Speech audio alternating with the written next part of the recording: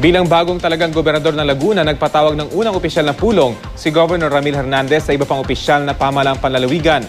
Mula sa Santa Cruz, Laguna, may ulat on the spot si Rida Reyes. Rida?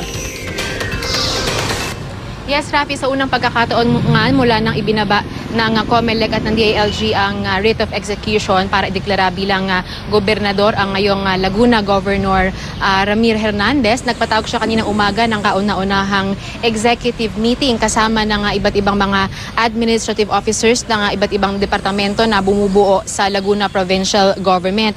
Alinsunod yan, Rafi, sa unang executive memo na ibinaba ni Hernandez bilang gobernador ng Laguna na nagpapatawag sa lahat ng department heads ng lalawigan para magbigay ng report sa kanya tungkol sa sitwasyon ng kanilang ahensya. Pinayagan tayong makasilip sa kanilang pulong kanina, Rafi, at dito narinig natin ang bagong gobernador na nagpapasalamat sa suporta ng mga department heads sa kanyang bagong administrasyon. Kabilang sa kanyang unang direktiba ang pagtiyak na in order ang mga empleyado, pasilidad at maging mga serbisyo sa loob ng Kapitolyo at sa mga administrative offices. Kaya nga raw, kahit dito muna siya pansamantalang nag-oopisina sa loob ng clubhouse ng San Luis Sports Complex, kabi-kabila na raw ang mga dokumento at payroll na kanyang pinipirmahan bilang opisyal na ama ng lalawigan.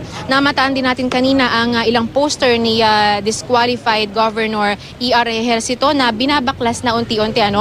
Tinanong natin yan kay Governor Hernandez at paliwanag niya wala pa naman daw siyang direktang instructions para rito at hindi pa raw yan ang kanyang prioridad sa ngayon. Wala rin daw siyang balak na ipilit ang sarili sa loob ng Kapitolyo kung saan naroon pa si disqualified Governor E.R. Ejercito. Bibigyan niya raw ito ng pagkakataong makapagligpit ng mga gamit at bumakante sa kanyang opisina bago siya tuluyang lilipat doon. At yan muna ang pinaka-latest mula rito sa Laguna. Rafi? Maraming salamat, Rida Reyes.